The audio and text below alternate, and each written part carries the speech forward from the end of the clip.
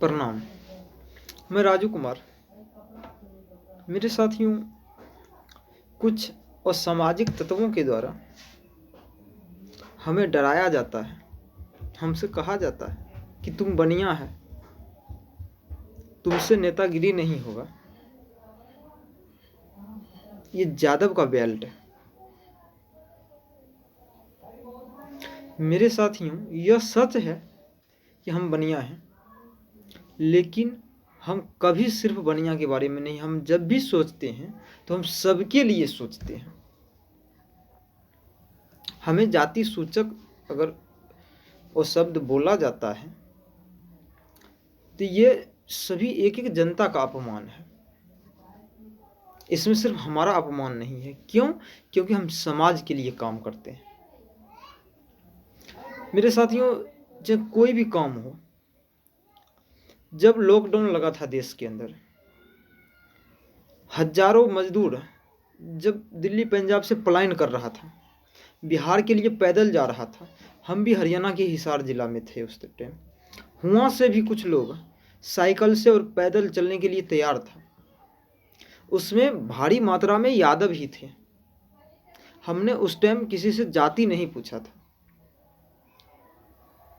हमने किसी से जाति नहीं पूछा था और हमने सबको आश्वासन दिया था कि आप लोग पलायन मत कीजिए, आपके खाने का प्रबंध हम करेंगे। जहाँ से हो, ज़रूरत पड़े तो हम भीख भी मांगेंगे, लेकिन आप लोगों को भूखा नहीं सोने देंगे। और फिर हमने काम करना स्टार्ट किया। हमने हिसार के डीएम एसपी से लेकर के कई बड़े बड़े बिजनेसमैन के सामने हाथ फैलाया और उनसे मदद मांगा। कई एनजीओ से, कई संस्था से हमने मदद मांगा था और सबने हमारा मदद किया था।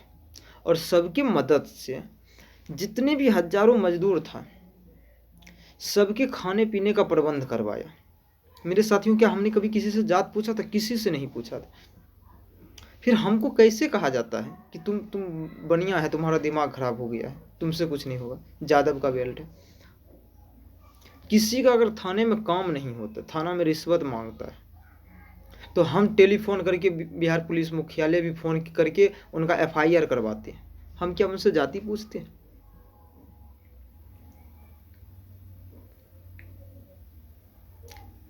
मेरे साथियों,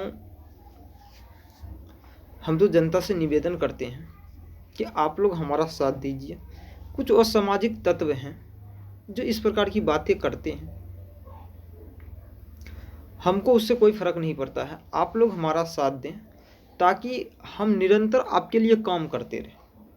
मेरे साथियों, हम चाहते हैं कि हसनपुर की चीनी मिल में नोडल अधिकारी का नियुक्ति हो।